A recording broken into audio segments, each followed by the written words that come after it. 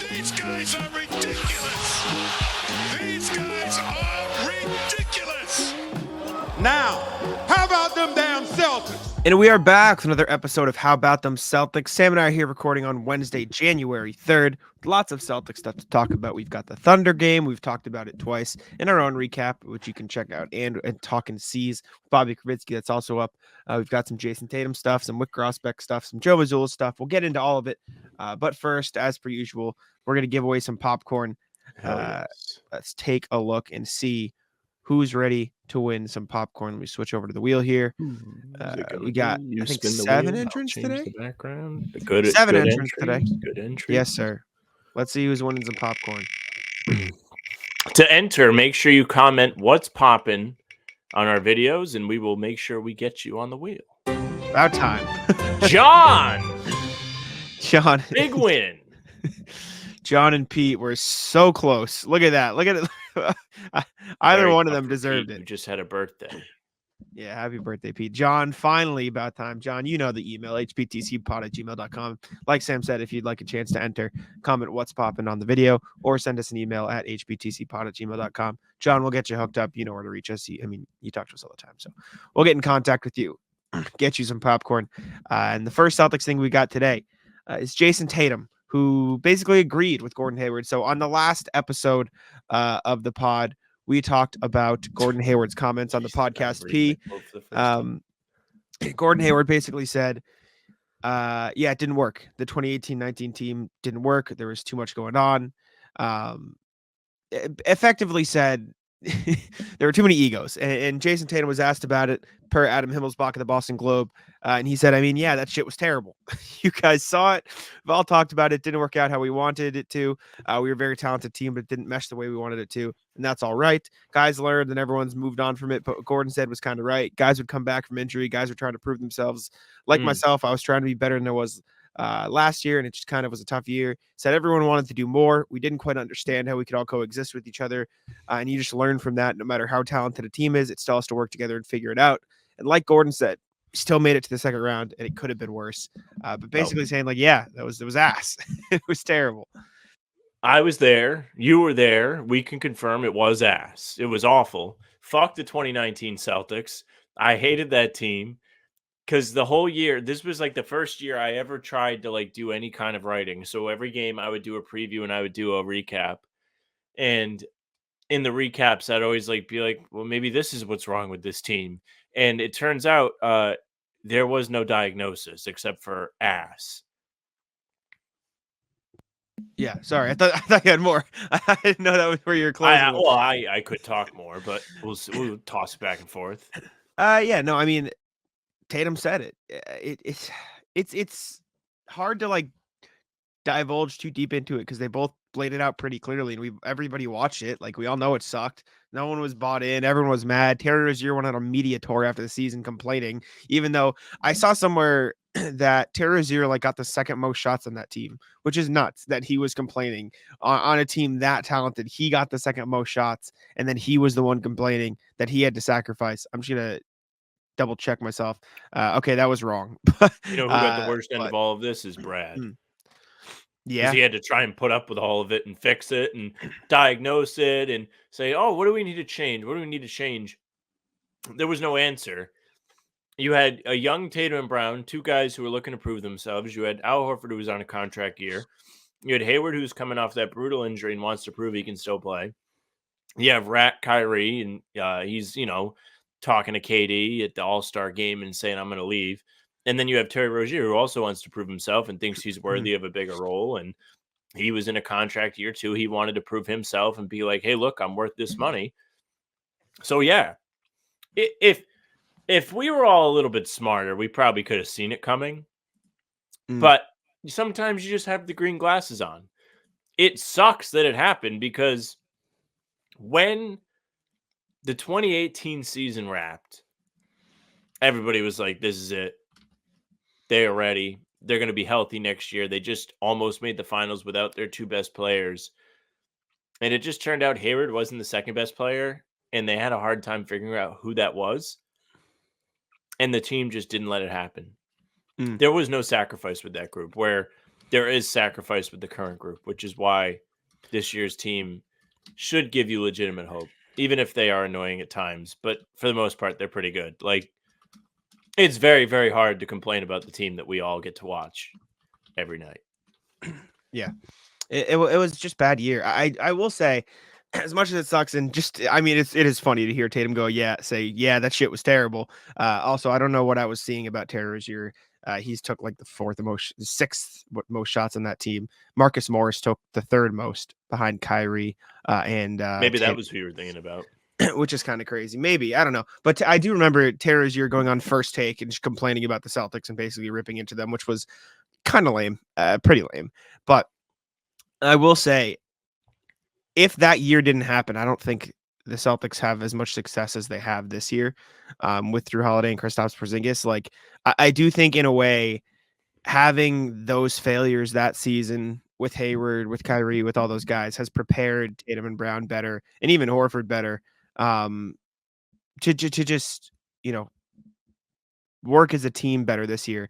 And to their credit, it's been awesome. They've been great this year. They're the best team in the NBA. Every time there's time for somebody to take a step back and let somebody else shine, it's happened. Al Horford going to the bench. I mean, Drew Holiday just finished the game on the bench the other night against the Thunder as we're talking. Like everything that failed in the 2019 season seems to be finding success this season, which is, I mean, I'm not going to say I'd rather that team be successful and this team fail, but the vibes of this team are just far superior, in my opinion. Yeah, I mean, you want to see the guys you have now do well because you feel like they're in on it. I mean, the 19 team was a bunch of assholes. Even the guys that are still here were assholes. It's just a fact. Like, Tatum said it himself. It sucked. The great thing about this year's team is, like you said, those guys have been through it. I think we talked about it last pod or maybe on one of the streams. And I was like, Al Horford went into that 6 best guys meeting this year and was like, listen, I'm not doing this shit again. I'll just come off the bench. It's all right. I'll sacrifice. And I think the guys that were here, they do understand it's like, okay, you can have the talent, but you do have to have the want and the camaraderie and the team vision of the team's success instead of wanting this for yourself and this for yourself. I mean, Tatum says he doesn't really care about these individual things. The only thing he really needs is to add a championship and he'll be fine. So I believe that. I think, especially in the last couple of games, Tatum has played like it. We've talked about the OKC game twice now, but maybe my favorite Tatum game of the year. I know when we talked to Bobby today, you said it might have been the best. It's valid. He had 30 points, 31 points, one of them, double-digit rebounds, 8 assists. He was careful with the ball. He was purposeful with his shot selection. That's what you want out of Tatum as your best player. If he's going to be able to attract the defense, he's going to be able to take on that responsibility and use it the correct way. Like he's Spider-Man, right? Great power, great responsibility. Yeah. It sucks. 2019 sucked. We started the pod the next season, right? We weren't doing it that year because nobody expected them to be that good. Yeah, it's good. But yeah, it was funny to hear Tatum's comment, just basically admitting that that shit was terrible. But next thing we got is from Wyc Grousbeck. They would all admit Kyrie was the problem, but they won't. They're not gonna. Next thing we got is from Wyc Grousbeck, who was on the Greg Hill show on WEI. He's talked about a couple things. First one is Danny Ainge leaving a few years back. Everyone has sort of expected, I feel like everyone sort of thought that it was a predetermined move. Everyone knew, or it was the front off or the ownership's decision. But Grousbeck said, I was really bummed about it. I wasn't expecting him to come in and say he needed to step down. That was really the way it was. Others thought I had something to do with it, but really I just received the news he was leaving. And it was not welcomed news by me. Thinking about what to do next, I was talking to Brad about how we would hire a GM. I looked at him out of nowhere and said, Brad, you've got a great basketball mind, and you've been in the draft the last 70 years or so with Danny. You've built teams at Butler. You know the personnel. You know everyone in the league. Do you want to think about being a GM? And he thought of it overnight and came back and said, I'm in. So it's just kind of crazy to think about. One, that was not the plan for Danny to step down, because I feel like a lot of people assumed it was sort of they pushed him out type of thing. And two, that it was never a plan to hire Brad. It was, hey, what do you think about this? And Brad was like, yeah, fuck it, let's do it. And now he is probably going to win. If he doesn't win executive of the year this year, then the league's a sham. Basically, right? He's got to. So it's crazy to see how that turned out. So I always thought Ainge left on his own. Like, I didn't think he was forced out. I thought he had had enough. I remember listening to his radio interviews with Toucher and Rich, Rip, all season. He was great with them, great chemistry, good personality. And they kept kind of asking him, like, I think they had heard he might be like thinking about it. I think Jackie McMullen might have put it out there that Ainge might be retiring. So maybe that was what had influenced my thought process on it. But personally, I didn't think he was forced out. So I think it's kind of weird that Wyc said this. Not that it's a bad thing, but it's just not anything I ever really thought about. Well, I think a lot of people thought that ownership sort of said, okay, time's up. They might have thought that. I just don't remember it. I just remember what I thought. In terms of Brad, when Brad was promoted, I remember hearing like Brad failed up. And I thought Brad was a good coach. Like the teams never got over the hump to make the finals. But I'm so happy he's not coaching anymore because he's making calls. Instead, he's pulling the strings. He's putting the team out there. And hiring Brad as the GM was such a great move that none of us really thought would be this impactful so fast. I don't remember what our initial reaction was. I know we definitely did a show on it, but we were probably like, cool, who's the next coach? And Brad has just done a tremendous job. Almost every move he's made has been fantastic. He got Derek White for Josh Richardson, who did rule, but also Romeo Langford, who really didn't amount to much, a late first-round pick. He brought back Al Horford, which shows you how important he is to this team. What else did he do? Am I stupid? Kristaps, Drew Holiday. Yeah, he did those things. I know I'm stupid. But those were really like pivotal moves. Like even with the Kristaps thing, everyone was like, oh, like it's weird they lost Smart. And then there was the Brogdon angle where he was like kind of pissy and he turned that into Drew Holiday, who kind of silenced and he dealt with the hole that Smart would have left and got rid of Brogdon. Unfortunately, Brad's favorite boy, Luke Cornett, has had a good enough season to make you not miss Rob. And so is Kristaps. So all of it worked out. They plugged the Grant Williams hole and the Brogdon hole because Pritchard and Sam Hauser have been so reliable in more ways than just the shooting. Pritchard is all over the place. We talked plenty about his performance against the Thunder. He was at +9 and he only had 5 points. Hauser, he's one of the sharpshooters of the NBA, one of the top guys. He's been cold a bit lately, but his defense has been much better than anybody would have thought, and he's pretty good on the glass. He gets a fair amount of rebounds. How many's the average? Probably like 3. Who, Hauser? But it feels like he gets some big ones every once in a while. Hauser averages 3.5, yeah. Yeah, he's just a glass eater. Well, it's I know what you're talking about. He does get a good amount of rebounds in big spots, and it's part of their whole mindset of crashing the glass from the corners. He's been big at it because he's, usually standing in the corner, so he's usually the one crashing the glass. But Brad's been awesome. Like I said, like he should win Executive of the Year this year. I thought he should have had a better chance last year, but like there's no doubt. Like he traded for Kristaps, traded for Drew Holiday, made this big balls, all these Brad, moves. Yeah, you've got to give him the Executive of the Year after that. So. I don't know. It was just interesting to hear Wyc talk about the Danny move like that. We did kind of talk about before this summer. Does Brad like have it in him to part ways with some of these guys that he's known as the coach, as the GM? He's been around for so long, and the answer was, is the Pope Catholic, buddy? Of course Apparently. he does. Evidently so. Very Catholic. It's very, very fun to see Brad wheeling and dealing. I mean, it is especially interesting to note or to look at how it came about with Brad and just think about like, what if Brad was just like, nah, I want to keep coaching. Like when he's like, no, I'm okay. I'm good, brother. You hire another GM. Cause like from the sounds of it, it sounds like Brad would have just kept on being the coach, which is fine. I thought he was a damn good coach. And I think he eventually would have done a good job with whatever team the GM that they brought in gave him. But the team would look a lot different now, obviously, if Brad didn't take over that role. Score early this NFL season with FanDuel, America's #1 sportsbook. Right now, new customers get $150 in bonus bets with any winning $5 money bet. That's $150 if your team wins. If you've been thinking about joining FanDuel, there's no better time to get in on the action of NFL. The app is so easy to use. There's a wide range of betting options, including you got spreads, you got your player props, you got over-unders, and more. So visit FanDuel.com/Boston and kick off the NFL season. FanDuel, official partner of the NFL. I think it's very helpful that Brad also had a very sharp X's and O's basketball mind in regards to his personnel, how they work, how they can fit together. I think that all plays into how he views different moves he's going to make, which, I mean, in fairness, there are people that have been GM and coach. Pitino didn't go well. Doc Rivers, not when he was here, but with the Clippers. Stan Van Gundy had that power with the Pistons. There have been guys all over the place. I think Tibbs even had it for a little bit in New York.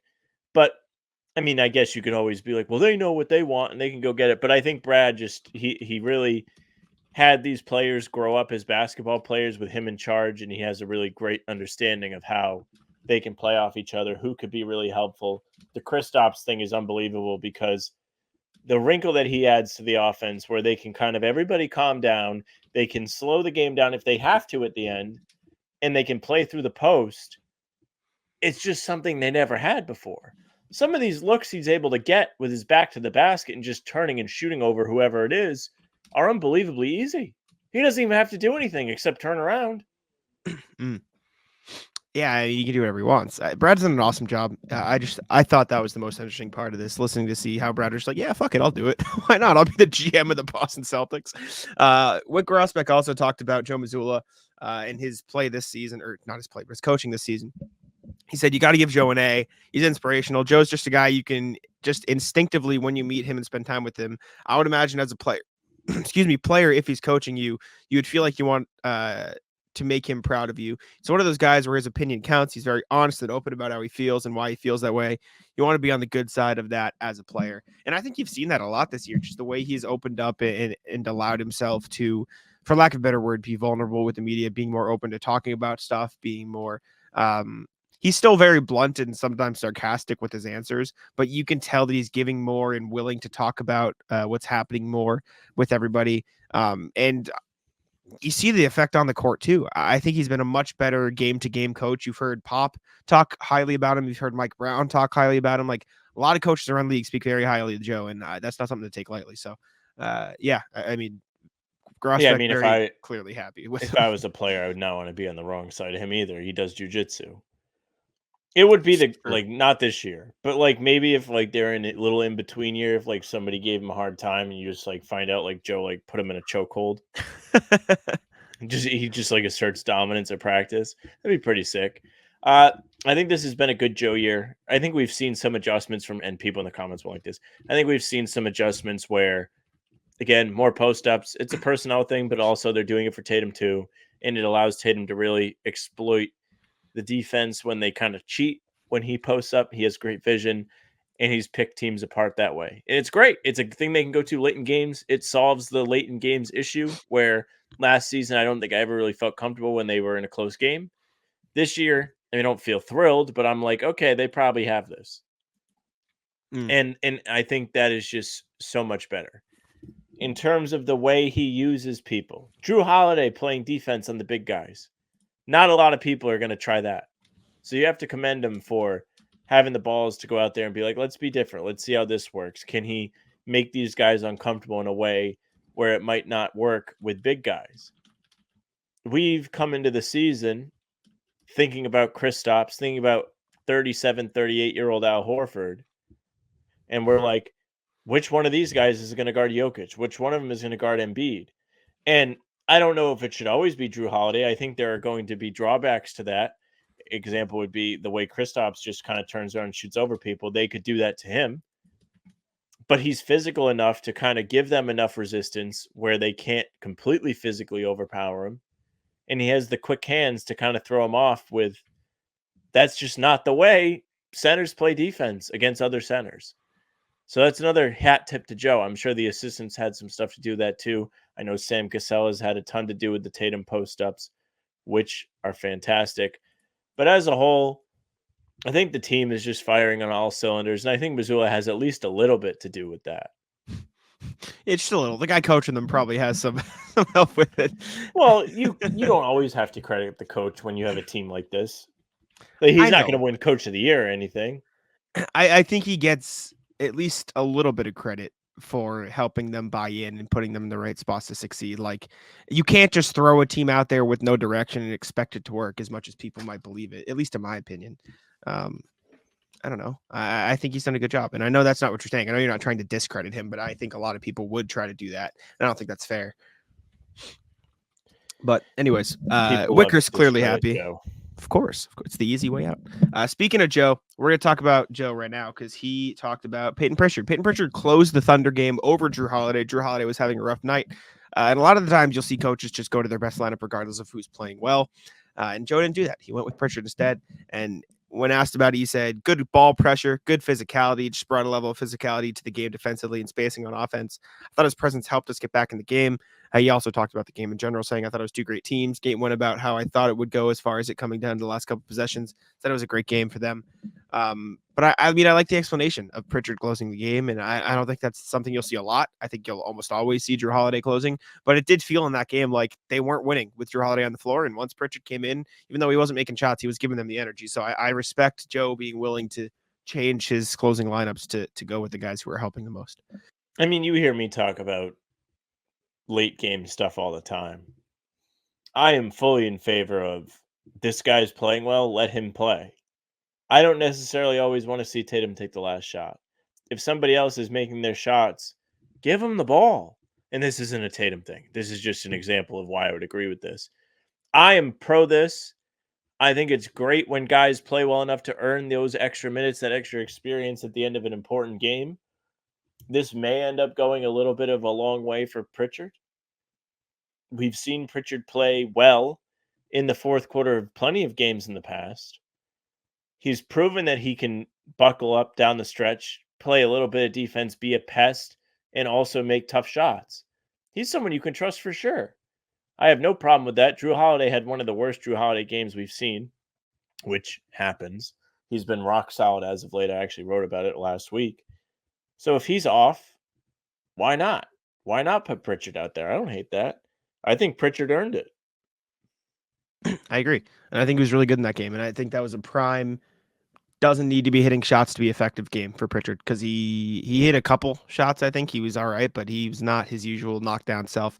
And he was still the most effective option in that spot. So credit to him. Speaking of the Thunder game, Kristaps Porzingis also spoke about it after the fact. Said, overall, I think our effort was there. Even that, when they made that run, we kept fighting. Then when we made our runs in the fourth and came back into the game, that's a talented young team. And I don't believe this was some fluke game for them. They've been playing really well. They're top of the West. Really good team to go up against and a really good experience for us. It sounds like the respect for OKC around the league is building. I mean, you saw it. Anybody who watched that game saw just how good they are. This wasn't a Celtics were absolutely terrible game. This was a Celtics made a couple tough mistakes at, in spots, and the Thunder just didn't. Thunder were awesome. They're 8-2 in their last 10, 23-9 on the season, one game back the Timberwolves for top of the West, and they beat the Celtics, who are the best team in the NBA right now, even after that loss. So, I mean, yeah, KP's right. That's a damn good team. It's a good team. They played the Celtics really well. They made the Celtics very uncomfortable. I said this plenty of times. It felt like every single shot the Celtics got early in this game before the fourth quarter was coming very, very hard. Like, it wasn't easy. They had to take a lot of tough looks, a lot of followaways with a hand in their face.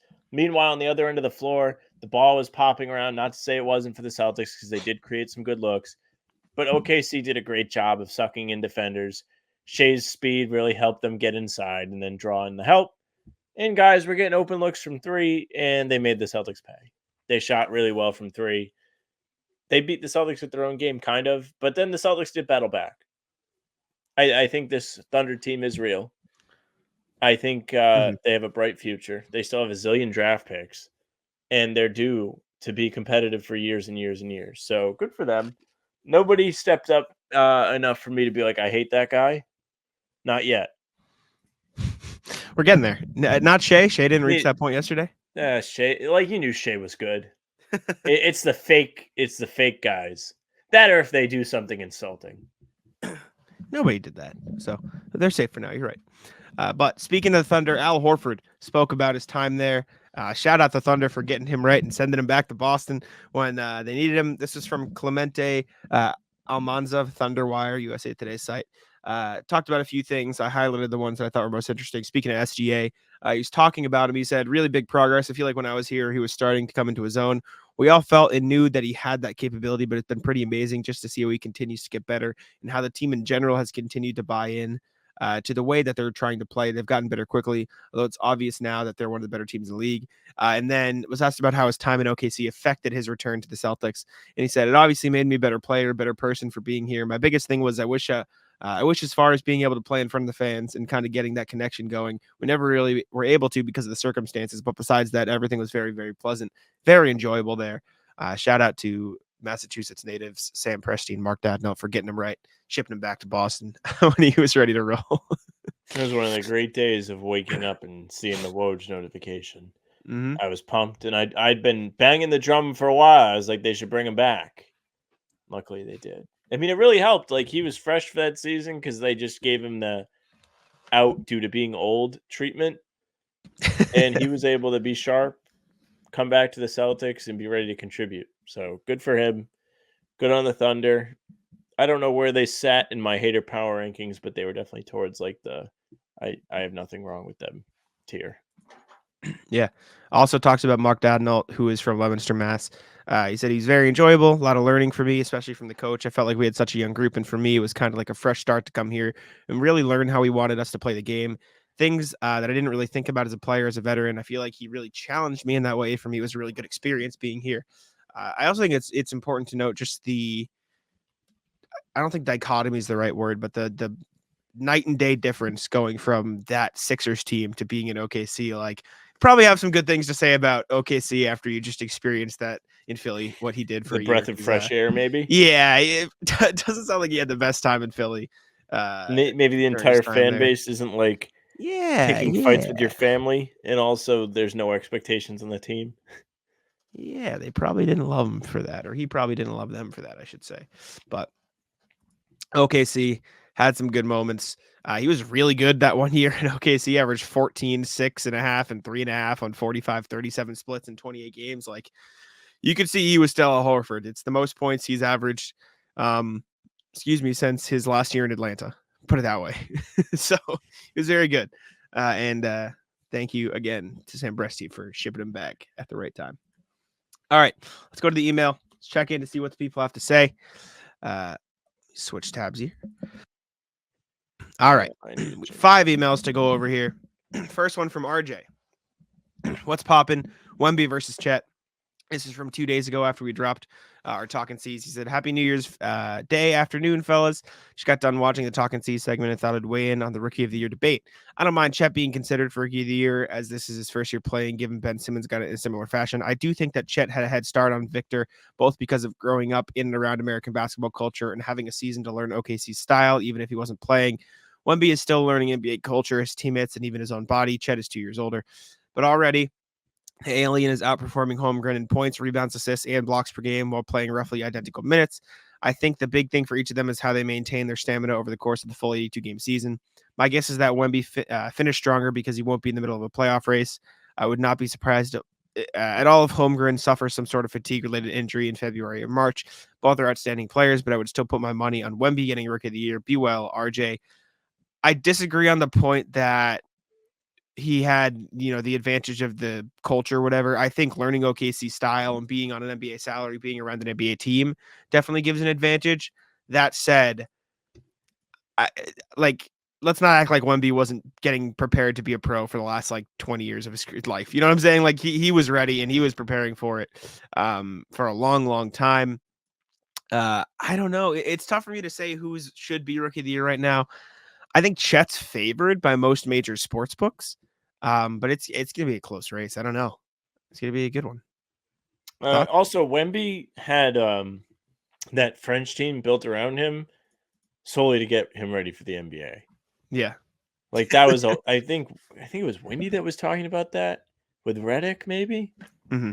And I mean, they weren't like super competitive in their league, but they were put together solely to prepare him for the NBA. Mhm. So he did have a little bit of a jump. Not to say Chet didn't, because he absolutely did. But So who's your Wemby's not rookie of the year? exactly had the wool over his eyes. Yeah. So who's your rookie of the year right now? Probably Chet. His team's winning. His numbers are just as good. So if the Thunder had the same record as the Spurs, who would be your rookie of the year? I would need to look at the numbers more closely. But I don't know. Chet's like really been impressive.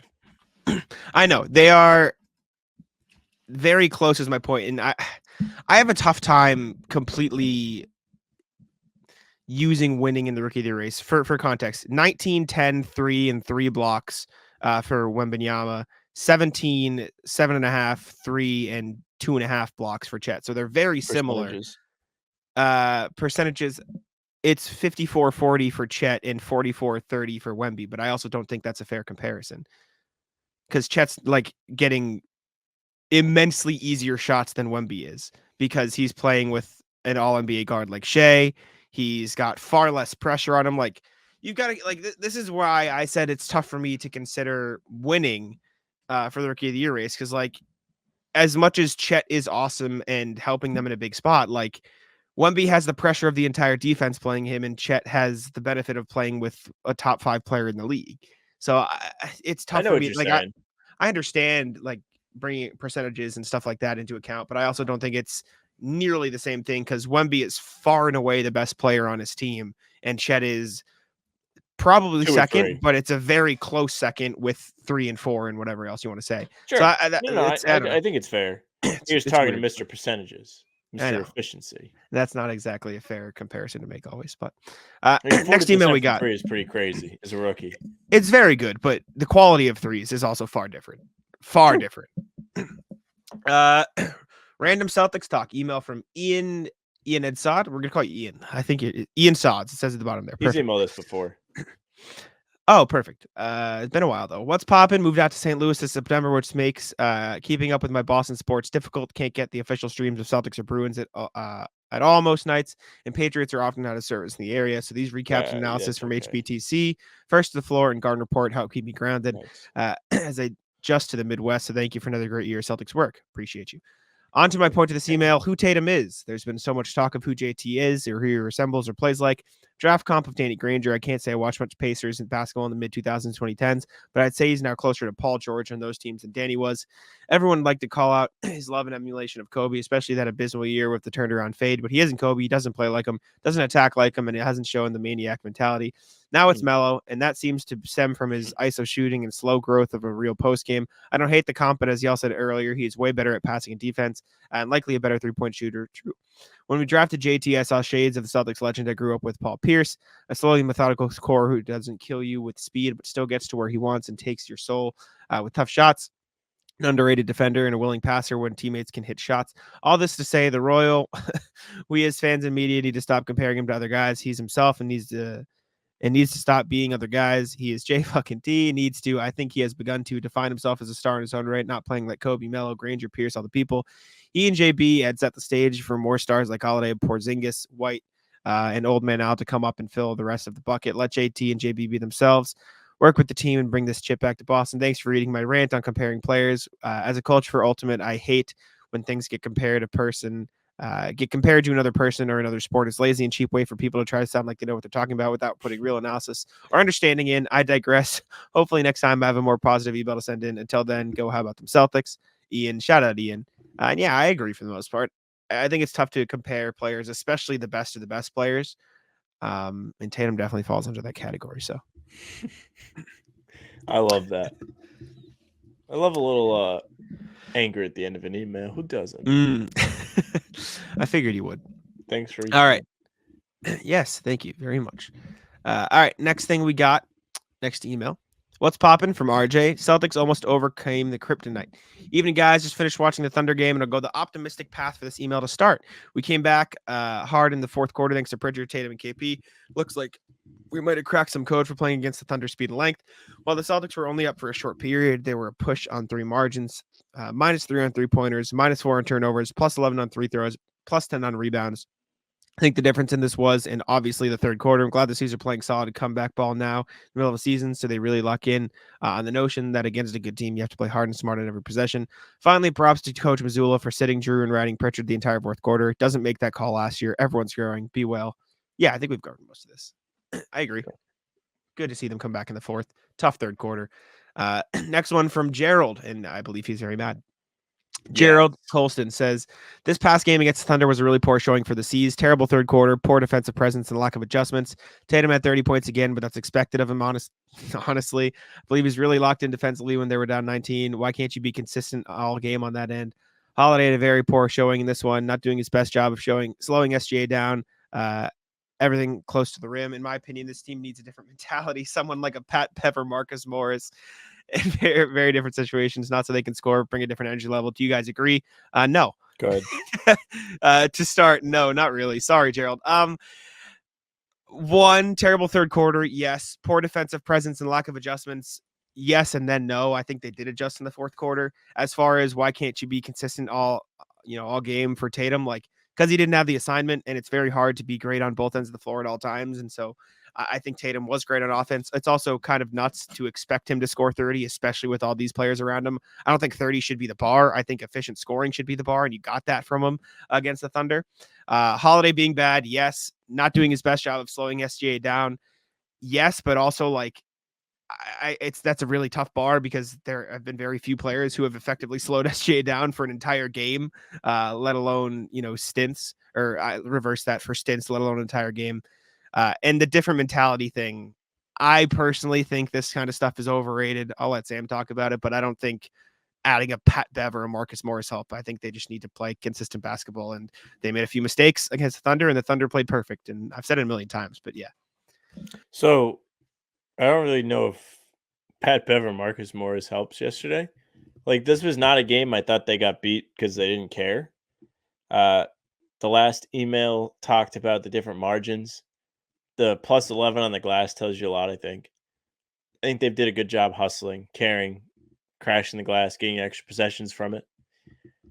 As for Tatum, love the Tatum game. I said it again. Said it earlier. Said it on Talking Seas. Said it yesterday. Good Tatum game. He made good decisions, and Jack said it, like, the measuring stick for a good Tatum game shouldn't always be the points. I think the points matter. I think what he contributes matters, but I think the decision making is the most important thing. He had a great all around game. He hustled 13 rebounds. I think 5 of them might have been offensive. He had 8 assists. Did a good job finding his teammates. He did a good job exploiting the fact that he was a focal point of the defense, and his shot selection was good. He didn't fire up a bunch of threes. I have no problem with like crapping on Tatum if he does that, but he didn't do that. As for Holiday, off game, but it was the first Holiday game that I thought he wasn't very good in a while. I don't know. This is just like one of those games. Like, they just got beat. Like, it didn't feel like they did anything that was like out of their control. You know what I mean? Like, Yeah. They tried to take care of business the best they could. I mean, you could be like tighten up the defense, which I agree. Like, when you go like probably 4 or 5 minutes where it doesn't feel like you get any stops, like, it sucks to watch. I think a big part of that too was they were missing layups, which let the Thunder get out in transition, and it's very hard to get stops in transition. That's not an excuse. Yeah, that's not an excuse. But I think a lot of their poor offense was bleeding into the poor defense. And my biggest thing on Tatum is, and I think I said this briefly on a recent show, it's not fair to determine his effectiveness by the points anymore, because teams send so many bodies at him driving to the lane, like you saw in the Thunder game, that it's now about how he works off of that. Like, he is not just a scorer now. Exactly. He's an offensive hub, and that's what he needs to be for the Celtics. And you've seen that a lot more in the past few games, excuse me. And so I think he was good for that. And the defense thing, it's tough for guys to guard consistently against a player like Shea for so long. But thank you for the email. Last email we got. I think this is a double send. No, this is just from Gerald. I know Gerald did double send us an email, but this isn't it. What's poppin', wins and losses? What's up, boys? Very frustrating game from the season. I know you can't win every game, but this past game was disappointing. Really made me take a step back and review the losses this team's faced. Warriors, Timberwolves, and now the Thunder are all teams that stuck out. In this game, it all comes down to poor execution. These are the teams who are most likely going to be playoff teams. I was really expecting a statement win against at least one of them. However, they all fell short in the last 5 minutes in those games. Is that a concern to you guys? Not really. You lose I to tough teams all the disagree. time. They've beat the Sixers multiple times this season. They beat the Yeah, Kings, Milwaukee. Lakers, Milwaukee, Kings, Lakers, Clippers in a 3-stretch game in the West Coast. I think they've had a lot of really good wins. Yes, they've had some losses against good teams, but they're good teams for a reason, right? Like the Timberwolves and Thunder and even the Warriors, who have struggled at points this season, have Steph Curry. Like they're good for a reason. The Celtics can't beat every good team. So I don't know. I disagree with the disappointment part. I mean, I can see where you're coming from. I can see that you're like, wow, like they're facing these, even though the Warriors aren't one of them, top competitive teams in the Western Conference, and they're losing. The Minnesota loss sucked. This loss yesterday sucked. I don't think it was in punch air loss, but I still think it sucked. Yesterday's loss, I don't think was because they played a bad last 5 minutes. It's because I think they played a bad first 37 minutes or 43 minutes. Bad math. I just think they didn't play a complete game. Jack and I have different views on how this game felt. I felt like they were kind of hanging on by a thread the whole time, and it finally like collapsed in the third quarter, but they managed to claw their way back, and they were probably, I don't know, 2 shots away from winning. I can't think 1 off foot, the top of my a toe away from winning Well, or having no, a they chance would to have win. still had to. I know, Yeah. having a chance to win. Like they set themselves up to win, and if you look at the last 5 minutes numbers yesterday, they were probably plus whatever. Like they had a positive net rating the last 5 I minutes. think they were Those other 2 games though, bad closers. He's correct. Sure, yeah. I think there were a couple of big, what's the word? Thunder shots away as well, because like every time they'd play great defense for 22 seconds, Shea would just drive and find Chet at the last second, and Chet hit a couple big ones. I don't know. The Thunder game was not one that overly concerned me. I think it was 2 great teams playing a great game, and the Celtics slipped up a couple more times than the Thunder did, and that's usually what it comes down to in the NBA. So it is what it is.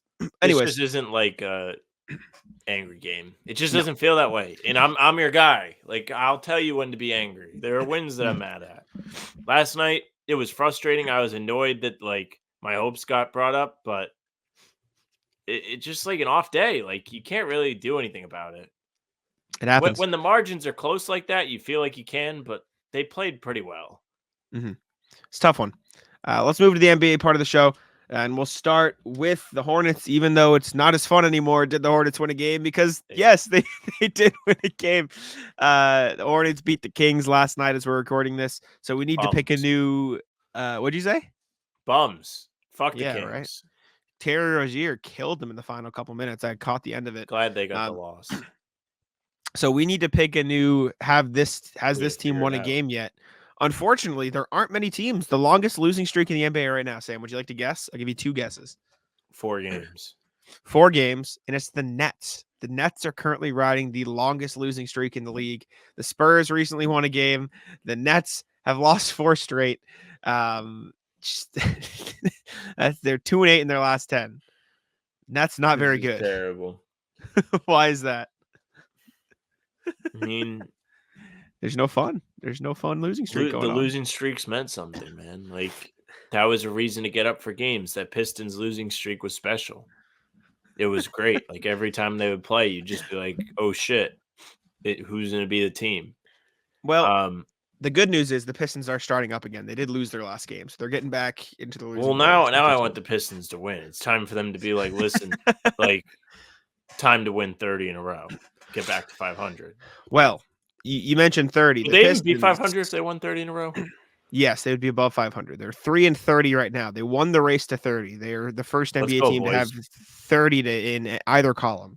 It's just losses is the nuts. Our Pistons, they got some work to do. Clearly, they clearly do. But looking around the league, top of the Eastern Conference, Celtics and Bucks are riding 1-game losing streaks. Obviously, we know the Celtics lost. Pacers have won 4 in a row. I think that's the second longest. Bucks again as we're recording this. And they're keeping it close. Bucks up 2 at halftime. What else? We got Thunder on a 5-game winning streak. We talked about it with Bobby Kuritsky. This Celtics win was no fluke. They beat the Celtics. Before that, the Nets, the Nuggets, the Knicks, and the Timberwolves. They have been red hot against very good basketball teams lately. The Thunder have been playing very well. Pelicans have won 3 in a row. Suns have won 4 in a row. Suns are 5-5 in their last 10, but 4 in a row. So they're starting to figure things out a little bit. Pelicans 7-3 in their last 10. They're picking up the pace.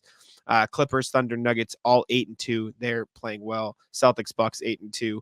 And the Heat, who were on a little bit of a winning streak there, I believe, have now lost 2 in a row. So they have fallen back down to earth a little bit. And both conferences are just all wacky. The Eastern Conference, the 4 seed to the 8 seed is a 1-game difference. So a lot of stuff's going to be coming down to the wire in the NBA this year. So much for the hot start Magic. They're 1 game out of the 8 seed. Yes, they are. Feels bad. Yes, not that was a team I enjoyed. I enjoyed that they were good. Maybe trade. Maybe they go get DeJounte Murray. They are 3-7 in their last 10. Sucks. Now that they're done with the Celtics. Even though the Celtics beat them twice. They started it. It does feel like they could make a big trade. The Jazz, by the way, are one of the hotter teams in basketball too. They're 7-3 in their last 10, pushing their way back up towards the play-in race, sort of getting their guys ready for the trade block. At the Garden Friday. Yes, they are. All right. Do you see, by the way, the Jordan Clarkson triple-double? Yeah, Will Hardy said, go get a fucking rebound so I can sit your ass down. But do you know like the story behind it? No. So before Jordan Clarkson got a triple-double the other day, the Utah Jazz has not had a player recorded triple-double since Carlos Boozer in 2008. So there had been a 15-year gap between triple-doubles, and the entire arena knew it. And so when Jordan Clarkson secured his 10th rebound, you would have thought they hit a game winner. That's awesome. The place went ballistic. I love that. I'm going to see if I can find it real quick, because you would like actually not believe that is very how cool. The crowd reacted. I do love that. I mean, Jordan Clarkson grabbing his 10th rebound is the Jazz's Super Bowl. I found the video already. I got it. Good, Good. Let's see. Pull it up. Pull it up. Audio listeners will get the audio, but video listeners will get to watch. Here we go. Ups and slides inside.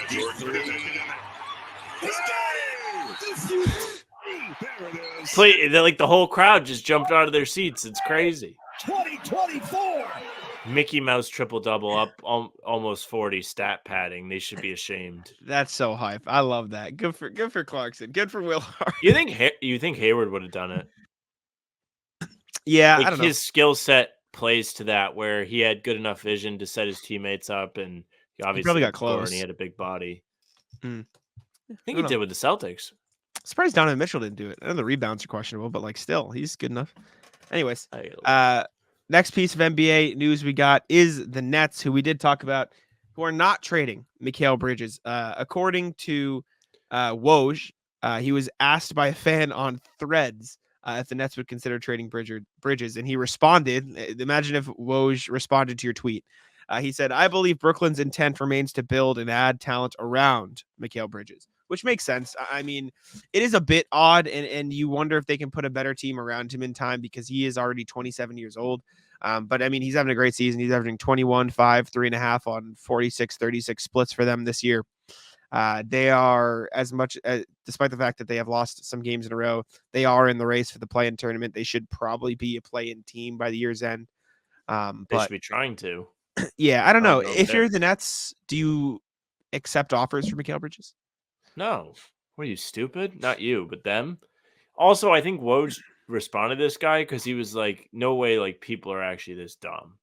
Like, this is an easy one. Like, I'm not burning any bridges by revealing that the Nets are not interested in trading Mikal Bridges. I understand why they wouldn't be, but it almost feels like they shouldn't be completely closed off to it. Like, I don't think he should be. If you're the Nets, what would you trade him for? Like, what would the offer have to be? It would have to be a really good offer. It'd have to be like lots of picks, quality young player. But he's 27. They're not going to be a title team by the time he's 30. And if you're the Nets, realistically speaking, and this, I don't think they should trade him for nothing, obviously. But I don't think he should be off the table.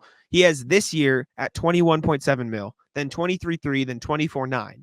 Do you want to be the team to pay him a max contract when he's 31 years old if you're not going to be able to put a title team around him? Like, as much as I don't think they should trade him, I don't think they should be completely closed off to the idea, is all I'm saying. The contract is a good contract. Exactly. But then are you, like, he has more value now than he will on a max contract, is all I'm saying. I agree. if he gets a max, he becomes not Zach LaVine, but close to it. Like where you're like, do we really want to make that move? You have to think a lot harder. So you have a 2-year window, and every year past, the value goes down because the team will have less years with him on that contract. That's all I'm saying. I don't know what their cap situation is going forward, but I think even though it's Brooklyn, they do have like a chance to lure people there. I'm not saying it's going to be a massive like destination, but it's not impossible. I think you have to at least try. I think if they trade him now, like the guy would have been there less than a year. I'm just saying I wouldn't close off all offers completely. I don't know. It's weird. They are a deceivingly old team. I'll put it that way. A lot, like they seem like they're young, but they're not. The Knicks are not done trading. According to Ian Begley of SNY, the Knicks gave up a bunch of assets for Anunoby, but quote, feel like they have enough left to land a top player. Shams also noted on FanDuel TV that the Knicks are, quote, always going to have an interest in acquiring Cat if they made him available. It does feel like the Knicks are primed for to add another star to this group. To Brunson, to Anunoby, to maybe Randall's the one traded, but like it does feel like they have the picks, they have the salary to make a big trade happen should one come available. The only question is who and what and like when. If the Knicks actually want to be competitive, they have to trade Randall. Like they have to I don't find disagree. some way to get something back. I'm not even like trying to like joke. I just think he's one of those guys that thinks he's better than he is. This is like real analysis. I'm not being facetious. He thinks he's better than he is. And because of that, he slows the team down because somebody like Jalen Brunson is going to have the ball in his hands less. Because Julius Randle is going to have to be like, let me cook. And if he doesn't, then he gets bent out of shape. He's somebody in the past that has had issues with his attitude. I know he's been like doing meditation and all that stuff to get his mind right in recent seasons, but he just hasn't been a winning player. And as funny as it is to make fun of him, he does look very uncoordinated. He does look like he's lost sometimes. He's sloppy. I just think you're so much better off if you're the Knicks if he's not a part of your team. Mm-hmm. Yeah. I mean, I don't disagree. It's just going to be tough to get off that contract. And they are primed. No GM should be dumb enough to trade for him either. This is the best chance I think the Knicks have ever had to trade for or land a star because the team they have is genuinely good if they get the right piece next to Brunson and Anunoby. That's like a quality team. Brunson's the real. Off the top of your head, which teams would even want Randall? I don't think it's a matter of wanting Randall. I think it's a matter of using him as salary and adding extra picks to take the salary. Like he's just salary at this point in a trade. I don't think there is a team out there who would want him. He is. Sure. I don't know. And it would have to be maybe the fucking Pistons. Sam, what would you do if the Pistons traded for him? Disaster. What do you get back if you're the Knicks? Bogdanovich? I'm not. I was just half joking because you talk about desperate. There's desperate. The Pistons do have like a desperation about them where they want to be competitive. Like all the messaging from their organization is like, we're sick of being bad. We think we have some good guys on this team. They obviously paid Monty Williams because they probably thought they were going to take a jump. The owner came out and said he thought they were going to be able to at least push for the play-in, and yet they're 3-30. Nobody besides Cade looks like they're worth a damn. Actually, Thompson's not bad, and neither is Duran. I know what you mean, though. But like the remainder of that team, like even Ivy, like kind of sucks, but like he doesn't look that impressive. He's young. He's like, what, 20, 21? He looked all right against the Celtics, but I know what you mean. No. He played great against the Celtics. Like he was impactful. He was hustling. It's funny that now that they won a game, like they don't seem as engaged anymore. Like every game was game 7 for them. And as funny as it was, I like how this Randall segment turned into Pistons talk. But like every game was like backs against the wall desperation. If they just played with that kind of chip on their shoulder all the time, they'd probably have, I don't know, at least 5 more wins, I should say. We'll see. We'll see what happens. I'm genuinely rooting for the Pistons. Like I support them. Like I want to see them do well. It's not even like because they lost a bunch of games. Like I think I like the organization, even if it's shit. But it's not going so well. No, it is not. But speaking of a guy the Pistons have showed an interest in, Pascal Siakam reportedly will not sign an extension if he is traded. making that known. Mark Stein of the Stein Line, So longtime weird. NBA insider, said, Respect. quote, Siakam, quote, would prefer again to proceed to unrestricted free agency, meaning that any team that trades for him must now be daring enough to roll those dice. Also added, the list of Siakam suitors is growing. Mavericks, Grizzlies, Hawks, Pacers, Kings, Pistons, all mentioned by Mark Stein as potential teams that could look to trade for Siakam. I think of those, the Mavericks almost make the most sense because they should be willing to take the biggest risks and roll the dice to put talent next to Luka. I don't know if the Grizzlies and or Pacers should want to do that. You could also see, I can understand the Hawks and the Kings. I kind of lump them in with the Mavericks where you want to put talent around your guy quicker because the timeline might not be as long with what you got. And then the Pistons, please just don't. But yeah, weird. Siakam not signing an extension. He wants unrestricted free agency, though he is killing the Wonder where Raptors' he ability wants to to get a play deal. Probably Toronto. Good for him. I Respect, don't like know. genuinely respect. Like he won a championship there. You can't be like he's a bum. Like he never won anything. Hasn't been a part of a winning team. Like he was a very good player on the post Kawhi bubble team, even though he didn't play that great against the Celtics. Like that team took him to 7 games, and he's been somebody that's been a staple of that franchise. If you're Toronto, do you want him back though? Because I don't think I do. With all due respect. I don't want to lose him for nothing. So what's the bar you go to before you're willing to lose him for nothing? Because these teams now know that he's probably not going to sign an extension, so the value is going to go down. How old is So Siakam? what's 30? 29? He's up there for sure. I don't think he's quite 30. He's So if I'm the 29. Raptors, my mind Almost has to 30. go to what number can I pay him where people won't be turned off to trade for him? I 35? I don't think it's about paying him. I'm saying how low are you willing to accept back in a trade before the end of the season versus just letting him walk? Because I think how low am I willing to accept, or how low is the man Masai that's the Ujiri thing. willing to accept? That man 'Cause doesn't fucking play. I saw something somewhere that the Mavs could offer like a Josh Green and picks package with obviously the matching salary. I think the Kings have some interesting, Davion Mitchell plus salary. I think the Hawks could offer you DeAndre Hunter, which they did this summer. Like, I think there are some okay players you could get back that would pair nicely with Scotty, Quickly, and RJ now, which is not a terrible young core that's quickly forming up there in Toronto. But like, you can't lose him for nothing. That would be the worst, because especially considering it just happened. As much as you dislike Fred VanVleet, they lost him for nothing. You can't lose players for nothing nowadays. That's so bad. It's bad business. And losing a player like VanVleet, who, regardless of Sam's opinion on him, is a quality player for nothing this offseason, and then losing Siakam for nothing next offseason, that would be a terrible 1-2 punch year for Ujiri and the Raptors. So you got to trade him for something, in my opinion. I'm curious to see how Toronto plays. Like right now, they're down 7 at Memphis, and that's what I was checking. Early down 7.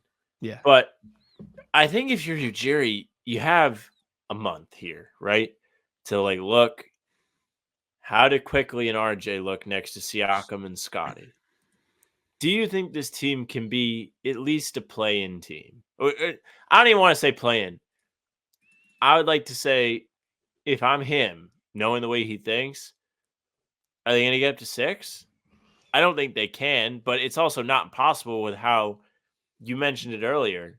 1 game separates 4 and 8. It can't be that crazy. I know the Raptors have been on quite the skid lately, but there is talent on that team. Like RJ Barrett and Quickly are quality. I don't think RJ Barrett's the greatest. I don't think he plays well away from home in the playoffs. Like, I think there are flaws to him. But I also think as a duo, those guys are going to give you a little bit more of a scoring punch, while Anunoby is more of a player you need for a competitive team. And the Raptors are not that. We'll see what happens. I don't know. I think you got to trade Siakam by the end of the season. The Raptors are an interesting situation, and of course, the Pistons have to be. But yes, see what happens. All right, last NBA thing we got is the Lakers' interest in Zach LaVine has been brought up again. This has been, this is from Jeff Zilgit of USA Today. He said that teams looking for offense, that includes the LA Lakers, are interested in LaVine and his availability. Darnell Mayberry of The Athletic said a few weeks ago, or less than that maybe, that effectively the Lakers and Bucks were expected to come to an agreement on trade eventually. It feels like this, as much as I know you dislike Zach LaVine, it does feel like the Lakers are probably one of the better places for him. They're already a very good defensive team. They have good defensive pieces. They've got Anthony Davis, who seems like he would probably pair well with Zach LaVine. Zach LaVine's okay playing off the ball. I don't know. It feels like the Lakers are unironically probably one of the better fits for LaVine around the league. I'm just curious. I mean, I know they can combine salaries and all that stuff to get there. Like they do have tradable contracts, but I am curious, like how much they're actually willing to give up for that guy. As much as like he might be like a little bit overhyped. I think Austin Reeves does have like legitimate good qualities about him. I don't think it would be Reeves. From what I've seen, I think Reeves will deal. It would probably be D'Lo, Hachimura, and picks if I had to guess. They have one pick. They can trade one pick. I think they can go out to that other one too. Oh, maybe. Okay. Because I know we've talked about this part of it before. I know they don't have that many picks. And when I say picks, I don't just mean first. They can trade seconds too. So like a first and seconds or something. And from a Chicago perspective, you are happy to get off the contract. So I do see that. But I've seen swaps. You do swaps too. I've seen the posts and rumors about like they probably will want Reeves. I think Chicago will ask for Reeves, but I feel like they'd be foolish to say, if you're not giving us Reeves, we're not taking a trade from you, especially with how potentially barren the market for LaVine is, according to other reports. Sure. We'll see. I don't think the Bulls have this like mentality where they think they're all of a sudden going to be competitive. Yeah. But I also don't think they get like they don't really take any strides by adding D'Angelo Russell or I don't think it's about strides. I think it's about let's get off this giant contract. No, I see that aspect of it, but if I'm them, there is like a little bit in you that's like, well, our guys have been playing pretty well without him. Like, how can we maximize this? And I think that question gets asked before anything gets done. All I know is before Zach LaVine went down, they were reportedly, quote, focused on finding a trade for him. So it feels like they want him off. They probably still are. So we'll see what happens. But I think that'll do it. We can move on to the rat list here. Sam, would you like to kick us off? Hit me. What you got? Rat list. So funny story. Rat list. These guys that we play basketball with, like they are we call them the chuckers. Sure. You give them the ball. No. You give them the ball and it is getting fired up. But anyways, one of the chuckers apparently stole this other guy's basketball, and the guy was heated today. It was fire. Yeah, like he took the ball home. He had bought a new basketball, but he was so pissed. And I was like, "Oh shit, they took your basketball, huh?" He was like, "Yeah." So I thought there might be a fight, but there was not. But yeah, rat list to those guys. Even though one of them is kind of like having his brain opened up to moving the ball around. But this one guy is you might as well just not play. Tough. Rat list Henry. So today Henry texts me, Jack, you're going to be the dentist tomorrow. And I go, what time? I've got stuff to do because I have Celtics practice to go to tomorrow. And he goes 11:15. I assume that's in the way. I'm like, yeah, considering practice is at 11. Yeah, that's a little bit in the way, Henry. And he goes, okay, I'll ask around and see if anybody else can. I said, okay, let me know. Nothing. I hear nothing from Henry the rest of the day. He gets home. It's like 6 p.m. I go, Henry, you figure something out for the dentist? He goes, oh yeah, I got this person to bring me. I forgot to tell you. I'm like, are you brother? Oh, that would irritate me. My guy. Henry is the worst at communication. Henry doesn't tell me shit. Henry doesn't tell anybody shit. Henry will have full-on conversation with you. You could have a conversation with Henry about what time you're going into surgery and if he can pick you up. And he wouldn't tell you yes or no until you're out of surgery. And he'd be like, oh, I'm here. And I would have called an Uber at that point. He'd be like, oh, I don't know. I forgot to sorry. That was like, Henry. It's just, I love you, Henry. But my God, brother, it is. I'm used to it at this point, but it is frustrating. Rat list.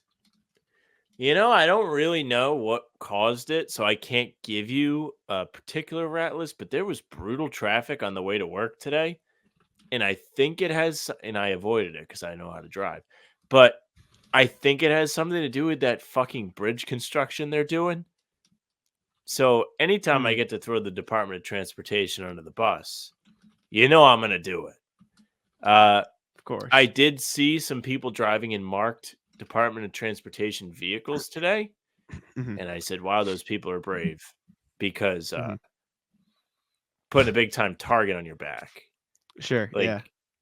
power rankings of cars I would key. Department of Transportation. Somebody with like a LeBron bumper sticker. Okay. Yeah. Yeah. I don't know. I don't have a ton. I have other things I could throw in there, but it's not podcast material. Mm. I don't know. This isn't really anti-rat list or rat list. It's just kind of like a weird thing. So I was on New Year's. I went out into Boston with my friend Danny, legend of the pod, and we were at a tea stop and we were waiting. And it was like a little cold out, but I was like, I have a jacket and my sweatshirt. I'm a big fan of the winter weather. I like the cold. I like to wear my stuff. It's fine. And we walk into this place to like reload up our Charlie cards. And they just have a heater in there, which is like very nice. But like I was in there for 30 seconds and I was sweating. It was the strongest heater I have ever felt in my life. And I understand it's a good thing so people can stay warm. I don't want to rat list the heater, but it was crazy that I went from kind of cold but fine to full on sweating in under 30 seconds. So again, I don't want to rat list the heater or even anti-rat list the heater, but I was just in awe at how effective the heater was in that one spot I was standing in. It was nuts. It was Rat list the cold. Nah, I like the cold. I'm a big fan. I don't mind the cool, but it's officially cold. We've reached January. I'll tell you what, and you're going to be like, you don't care. And I'm fine with that. I respect it. But there is nothing worse than opening my eyes when I'm already like not trying to be awake. And then knowing that like my next thing is going to be go run around for an hour in the cold. Like it is not, I always do it and I get through it, but it is not a fun like process of like, okay, like put your hat on, buddy, put your gloves on and get out there, get to stepping. I was freezing yesterday in particular. Has it snowed down there yet? I think it snowed when we went away. Okay. Snow is always on the rat list. I love the snow. Snow is bad for a multitude of reasons. One, you have to shovel it. The snow. Two, you have to clean your car. Three, you have these fucking morons from New England who act like they've never driven in the snow before. Not bad, but I love the snow. Now, as an adult, you don't get like the day off. Well, sometimes you might. Well, it doesn't matter for you. But you don't, it's not like you get a snow day. Like there's no benefit to the snow anymore. There was nothing worse than being in school and it would snow, but it would snow on like a Saturday. So you don't even get like the benefit of like getting the day off. I will say these kids today, they don't even get snow days. They get open up the laptop, buddy. You're learning from home. That's terrible. I will say, I know you don't care for the Patriots, but there was a 3-4 year stretch in there where the Patriots were just always in the Super Bowl. And there was like, for whatever luck, there was snow day like 3 years in a row, the day after the Super Bowl. After the Super Bowl? Yeah, it was electric. It was very sick. It was very fun. That's good. But I love the snow. I'm a big fan of the cold. I can't wait for it to snow when I'm here. I don't know. I enjoy it. I don't know why. Like, and in your defense, all of those inconveniences you mentioned are completely valid, and I agree with. I don't know why. I just love the cold. I like the snow. I like the weather. I like the cold because it signifies that there will be basketball to be watched. Sure. I don't know if I have any more rat list. Rat list. Name rat list today. Another cold thing. So yesterday, my car is like not in service right now. So I'm using like we have a truck that my dad will use like if he's like doing work or whatever. So I've been using that, which I'm very fortunate to have, make no mistake. But because of the cold, and it was like the first cold day in a while, I go down there at 5 a.m. to go to the gym and start my exercise process. And all the windows were frosted, and I could not it took me like 20 minutes to get the frost off. I was like having like a little flip out in my head because when you get up, when I get up in the morning and I do my exercise before work, it is very like assembly line, domino effect type thing where you got to be here at this time and make sure you have enough time to do this, this, and this to make sure I get to work on time. And when there's the extra added 20 minutes of sitting there waiting for the windows to defrost, kind of a morning ruiner, even though I did get there on time because there was absolutely no traffic yesterday. But then everyone decided they were back today. Tough. Yeah, I don't really have anywhere else. We can wrap there if you're. You can wrap. done. I'm sorry, I don't have any stories today. Yeah, nothing good. It's hard at work because, like, even if something gets me mad, like, I don't like to talk about work on the show. Yeah, no, I know what you mean. So I can't. It's better in like the holidays. I'm like, oh, like family, yeah. Work, Very tough. No. I'll rat list my sister just quickly because she got my mom sick again.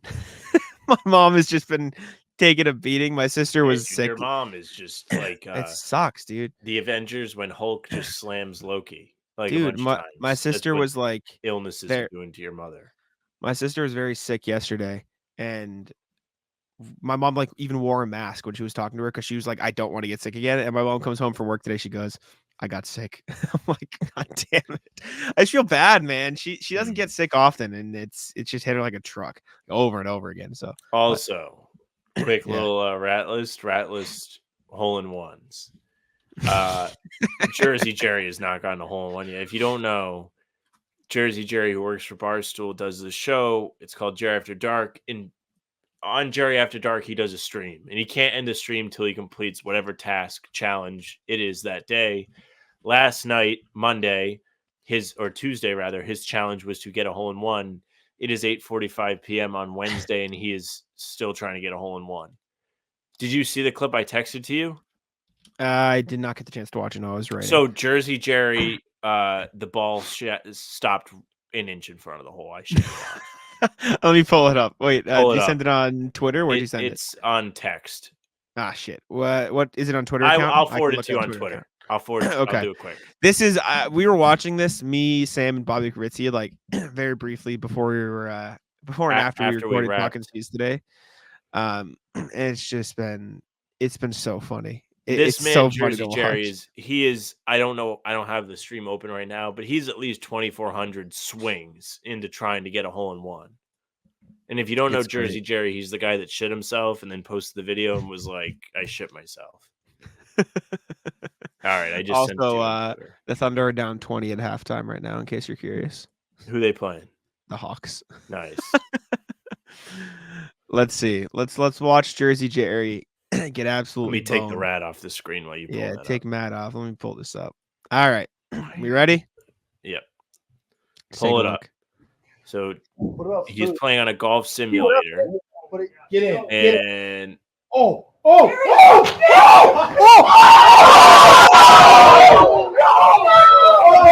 this is excellent. No, Jerry. Look at Jerry. Mind you, he's been trying to do this for 20 hours straight. Like, my God, he is very dedicated. Make no mistake. Dude, it had so much momentum too, then it all just stopped. Like it wasn't like it was gradual, like almost getting there. It was like super fast, and then physics nothing. says that doesn't happen.